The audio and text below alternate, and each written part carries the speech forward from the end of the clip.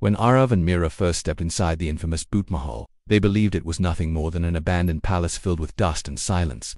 But the deeper they walked, the more the palace seemed alive, watching, listening, waiting. By the time they realized the gates had closed behind them, it was already too late. Something inside had awakened, and it wasn't going to let them leave. The first time I saw the Bhoot Mahal, it looked less like a building and more like a scar on the land.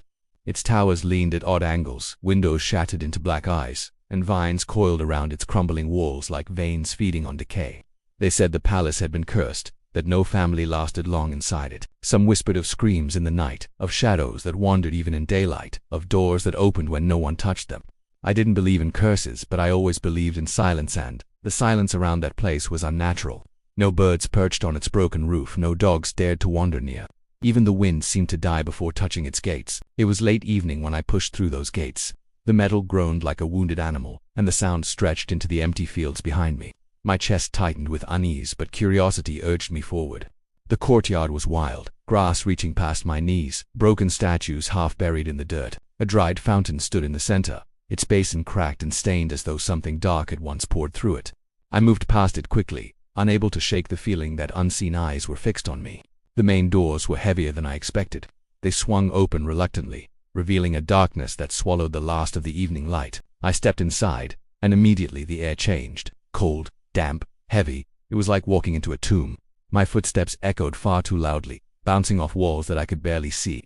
I switched on the small flashlight I had brought, and the beam cut through the dust that floated thick in the air. The entry hall was massive, with ceilings so high they disappeared into shadow. Torn tapestries hung in tatters along the walls, their patterns faded beyond recognition. The floor was littered with fragments of glass, broken tiles, and the bones of rats long dead. Each step crunched beneath my shoes, and each crunch sounded like a warning.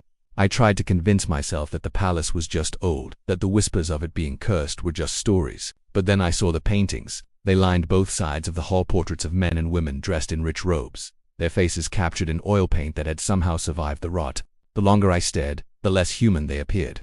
Their eyes were too sharp, too focused, following me no matter where I stood. Their lips seemed curled, not in smiles but in silent threats. I looked away quickly, but even then I felt their gaze burning into the back of my skull. The corridor stretched ahead into darkness, but a faint glimmer on the dusty floor caught my attention. I bent down and brushed the dirt away. There, clear as day, were footprints pressed into the grime. They were bare, human, and fresh.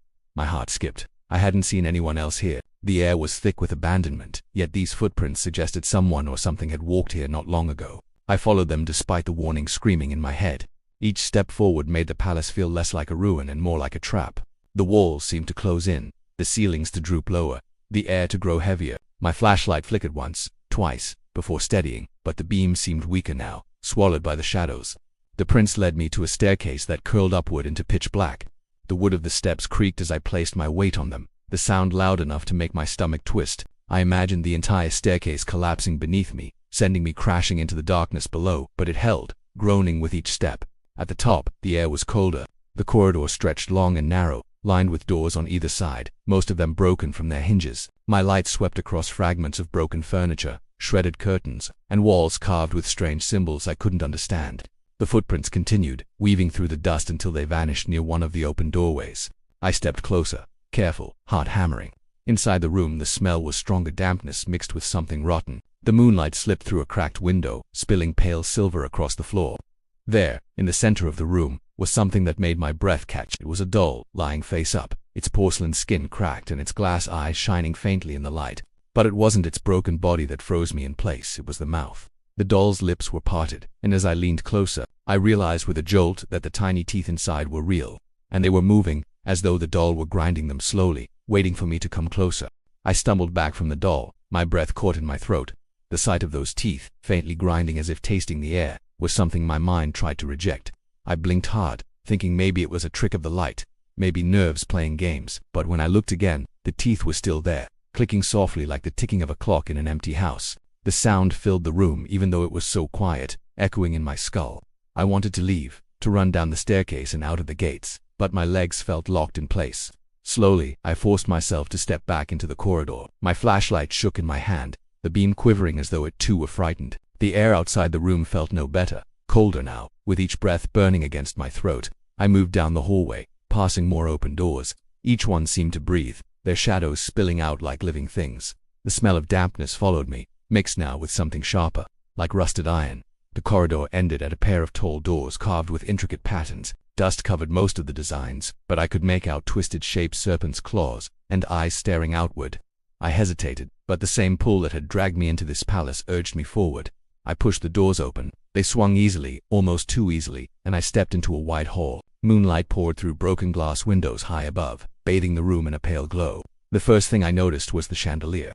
It hung from the ceiling like a corpse, its crystals covered in grime, swaying gently though no wind moved. Beneath it, a massive dining table stretched almost the entire length of the hall. Chairs were lined neatly on both sides, though their wood was splintered and their cushions eaten away. The strangest part wasn't the furniture, but the way everything seemed set as if waiting for a feast. Plates lay on the table, dust layered over them but still in perfect arrangement. Cutlery rested at the sides, rusted yet aligned with care. Goblets, cracked but upright, caught faint glimmers of light. I walked along the table, my shoes crunching over broken glass. The deeper I moved into the hall, the more I realized the chairs weren't empty.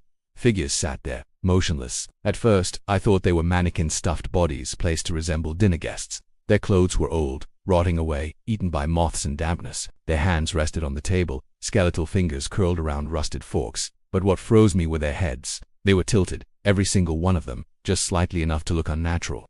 Their eyeless sockets stared through me, and though I knew they couldn't move, I felt the unbearable weight of their attention. The silence was suffocating. I walked faster, telling myself they were just mannequins, some twisted decoration left behind. Yet the air grew thicker the longer I stayed in the hall. My flashlight flickered again, and for a brief second the entire room seemed alive, shadows twitching, chairs shifting, the chandelier trembling violently. Then the light steadied and everything was still again. I reached the end of the table, where a larger chair stood like a throne. Its arms were carved with strange designs, the wood darker than the rest. Something about it felt wrong, as if whoever had once sat there still lingered. My chest tightened. I raised the flashlight toward the chair, and that's when I heard it. A sound, soft, subtle, coming from behind me. The scrape of wood against stone, like one of the chairs dragging across the floor. I froze, my body refusing to turn. The sound came again, louder this time, followed by another, and another. It was as if the dinner guests were rising from their seats. My breathing grew frantic, fogging the air in front of me. Finally, with every ounce of strength I had left, I turned around. The flashlight beam swept across the hall, catching the faces of the mannequins. Most were still seated, lifeless, but one was different. At the far end of the table, a figure's head had shifted, no longer tilted. It now faced me directly. The eyeless sockets glared into the beam of my flashlight, and its jaw hung open in a silent scream. The air in the hall collapsed into silence again, but I knew something had changed. The figure had moved, and in that silence, I could swear I heard more chairs shifting ever so slightly, as if the others were preparing to follow. I ran from the dining hall, my footsteps pounding against the floor, the echoes chasing me like whispers in the dark. My lungs burned, but I didn't dare stop. I could still hear its faint dragging sounds, chairs shifting against stone, something unnatural unfolding behind me. The corridor swallowed me, narrow and suffocating, but at least it separated me from that room. My flashlight beam darted across the walls, landing on faded portraits.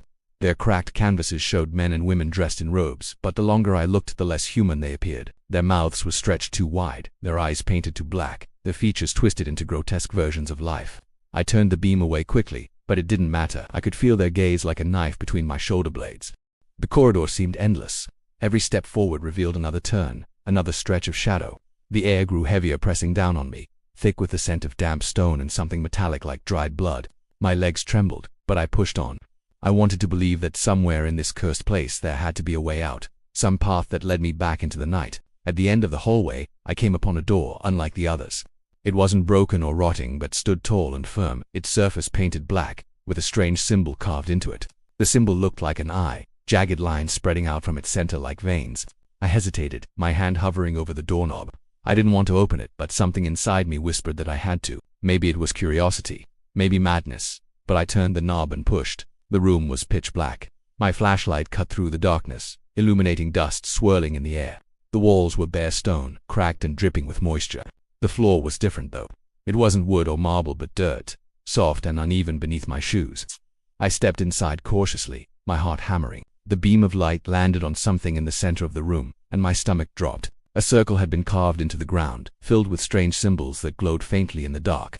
Inside the circle, bones were scattered, small, brittle, childlike. My breath caught. I wanted to look away, but my eyes refused to leave the sight. The bones weren't just lying there.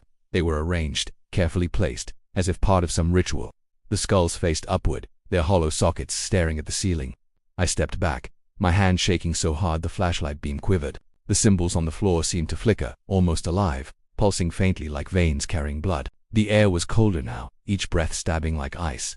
And then I heard it, a soft exhale, a breath that wasn't mine. It came from the far corner of the room, hidden in the darkness. My light trembled as I swung it toward the sound. For a moment, there was nothing but the wall, damp and cracked. Then, slowly, a shape peeled away from the shadow. It was tall, impossibly thin, its limbs stretched too long, its head bent at an unnatural angle. Its skin was gray, almost translucent, clinging to its bones.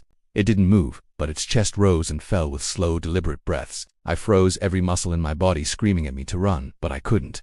My feet were rooted to the dirt floor, my lungs locked. The thing tilted its head, and even though it had no eyes, I felt it looking at me. The silence of the room was shattered by a sudden noise, the sound of the bones shifting inside the circle. They rattled against each other, scraping like teeth, grinding. My stomach twisted as I realized the bones weren't moving on their own. The thing in the corner was drawing them toward itself, pulling them closer, inch by inch. I stumbled backward, nearly tripping over the uneven ground. My flashlight flickered again, plunging the room into darkness for a heartbeat. When the beam returned, the creature was gone. The corner was empty. My chest heaved as I spun around, desperate to find it, to know where it had gone. But the room was silent again, the bones still, the symbols fading back into lifeless lines. I swallowed hard, forcing myself toward the door. My hand closed around the knob, slick with sweat, and I pulled it open. Relief washed over me for a moment until I glanced back one last time. The circle of bones was no longer scattered. They had been arranged into the shape of a human figure, lying flat on the ground. And where the skull should have been, I saw my own face staring back at me. I slammed the door shut behind me, pressing my back against the wood, as though that thin barrier could keep the thing inside. My chest heaved with shallow, panicked breaths, each inhale scraping against my throat like broken glass. My flashlight beam wavered across the corridor, and for a moment I thought the walls themselves were shifting, bending closer, suffocating me. I tried to tell myself that what I had seen wasn't real, that the face made of bones was only my mind unraveling in the darkness, but the truth pressed heavier with each heartbeat. I wasn't imagining this. The palace was alive, and it knew I was here. I pushed myself forward, legs trembling beneath me, shoes slipping on the dust-coated tiles. The corridor forked into two directions, and I chose the one on the right. Not because it looked safer, but because I couldn't bear the thought of standing still. The silence pressed in harder the farther I went. It wasn't an empty silence, but a listening one, as though the entire structure was holding its breath to hear me move. The corridor ended at an arched doorway draped with rotting velvet curtains. The fabric brushed against my arm as I passed through, brittle yet damp, clinging to my skin like the touch of something that didn't want to let go. The room beyond was vast, so large that my flashlight barely reached the far walls. My light caught on fragments of marble statues lying broken across the floor. Some were headless, some missing arms, their shattered remains arranged almost deliberately, as though someone had smashed them piece by piece. I stepped deeper inside, the crunch of stone beneath my shoes echoing unnaturally loud. My flashlight beam caught something hanging above me. I tilted the light upward and my stomach dropped. The chandelier swayed gently, its crystals jagged with grime, but it wasn't the crystals that made my breath freeze. Hanging from the chains were ropes, and on those ropes dangled figures. At first I thought they were mannequins again, but these were different. Their skin was shriveled, their mouths open in silent agony, their hands bound. They looked like bodies that had been left for centuries, yet they swayed lightly, as though stirred by some invisible breeze. I stumbled backward, my heel catching on broken marble. My flashlight slipped in my grasp, the beam slicing across the room until it landed on a raised platform at the far end.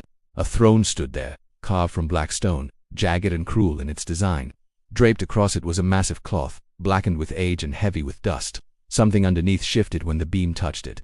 A faint creak echoed in the chamber, like bones grinding together. The cloth began to slide, inch by inch, as if an unseen hand were pulling it away. I wanted to run, but my body wouldn't obey. My heart slammed against my ribs, my breath trapped in my chest. The cloth fell to the floor, and the figure beneath was revealed. It wasn't alive, at least not in any way I understood. It was skeletal, wrapped in fragments of rotting fabric that clung to its brittle frame. Its skull tilted forward slightly, hollow sockets staring down at me. For a moment it was still unmoving, no different than the corpses that hung from the chandelier. Then, slowly, its jaw twitched. A sound scraped out of it, low and broken, like stone dragged across stone. It wasn't a word, not something I could understand, but it carried weight, a resonance that vibrated through the walls and into my bones. The chandelier above rattled violently, the bodies swinging in wild arcs. Dust fell in thick waves from the ceiling, stinging my eyes, choking my lungs. The throne itself seemed to pulse, the stone trembling beneath the skeletal figure. its head lifted with a creak, its hollow sockets fixing directly on me. I forced myself backward, stumbling toward the archway. My flashlight flickered madly, plunging the room into bursts of blackened light. Each flicker revealed the figure in a new position, once seated, then leaning forward, then rising from the throne. The cloth that had fallen at its feet writhed as though alive, slithering across the floor like a shadow. I burst through the curtains into the corridor, my shoulders slamming against the wall as I scrambled to put distance between me and the throne room. My legs barely carried me, but I ran until my lungs burned and spots danced in my vision. The palace seemed endless, twisting, changing, never letting me find a way out. When I finally collapsed against another door, gasping for air, I dared to look back. The corridor behind me was empty, silent, but there on the wall, scratched deep into the stone, was a new set of markings. They weren't the old faded symbols I had seen earlier. These were fresh, the lines jagged and angry, forming words I could barely comprehend. They spelled my name. My name carved into the wall burned into my mind, as though the palace itself had whispered it. My hands trembled as I traced the letters, the grooves still sharp, too fresh to have been there for long. I pulled my hand back quickly, realizing the dust around the scratches had not even settled yet. Something had written my name while I was running, while I was gasping for air, and I hadn't heard a sound. The thought twisted inside me like a blade, filling me with dread so heavy it felt like my bones were sinking. I forced myself to move forward, down another corridor that bent sharply left and then right, each turn leading me deeper into the unknown. My flashlight shook in my grip, its beam barely cutting through the shadows now. The air grew colder with every step, so cold that my breath drifted in front of me in pale clouds. The silence was absolute, but in that silence I thought I could hear faint murmurs, whispers just beyond the edge of hearing. They came from the walls themselves, like the stones were speaking in voices too old for me to understand. I stumbled into another chamber, smaller than the last, but far more suffocating. The walls curved inward, forming a dome that felt like the inside of a skull. At the center was a cracked mirror, taller than me, its glass veined with fractures. My own reflection stared back, warped by the broken surface. My face stretched and multiplied in the shards, a dozen eyes blinking, a dozen mouths trembling. For a moment, I thought that was all it was, my reflection broken into pieces. Then one of those faces blinked out of sync with me. Its mouth curled into a smile. Even though mine remained frozen, I stumbled backward, my shoulder hitting the curved wall. The reflection leaned closer, its face pressing against the inside of the glass, as though the mirror were a window. My heart pounded in my throat. I looked away, but the glass still caught me in the corner of my vision. The smiling reflection opened its mouth wide, impossibly wide, and black liquid began to pour out, dripping down the inside of the mirror. I couldn't take it anymore. I turned and fled, the chamber spinning around me as though the walls themselves were alive. The corridor outside twisted again, stretching long and endless. I ran, each step pounding like thunder in my ears, but the hall never seemed to end. The portraits returned, lining the walls, only now their eyes weren't just following me, they were bleeding. Black streams ran from their sockets, staining the frames, dripping onto the floor. The smell of rot thickened, choking me, clinging to my skin. My legs grew heavier with each step, like I was running through water. Finally, the hall spat me out into the entryway of the palace, the massive doors standing at the far end. Relief washed through me like fire, and I ran for them with everything I had left. My fingers grasped the iron handles, pulling with all my strength. But the doors didn't move. They were shut tight, as though welded to the frame. I kicked, I pulled, I screamed, but nothing worked. The whispers grew louder behind me. I turned, my flashlight beam shaking wildly. The corridor I had just come from was gone. In its place stretched nothing but darkness, thick and absolute. From within that blackness, shapes began to form, thin, tall figures with bent heads, crawling out of the shadows. Their bodies twitched with each step, their limbs bending the wrong way, their eyeless faces fixed on me. I pounded against the door, tears stinging my eyes, but the wood held firm. The figures came closer, their movements jerky and inhuman, their mouths stretching open to reveal nothing but darkness inside. My flashlight flickered, and in those brief bursts of light I saw them multiplying, filling the hall, reaching out with long fingers that curled like hooks. The light died completely, plunging me into blackness. I pressed against the door, my body shaking violently, my heart ready to tear itself apart. For a moment, there was nothing but silence. Then, slowly, I felt it, the cold press of a hand against my shoulder. Not rough, not violent, but firm, as though claiming me. When my vision cleared, I was no longer at the doors. I stood back in the throne room, the skeletal figure seated once more, its hollow sockets staring into me. The cloth lay at its feet again, motionless. Around me, the mannequins from the dining hall now stood in perfect rows, eyeless faces turned toward me. I raised my hands to my face, and my stomach dropped. My skin was gray, my fingers long and thin, my body colder than ice. The palace hadn't let me go. It hadn't wanted me to escape. It wanted me to stay, to join the rows of lifeless watchers. And in the broken shard of glass at my feet, I saw myself smiling with a mouth that wasn't mine, standing among the dead as though I had always belonged here.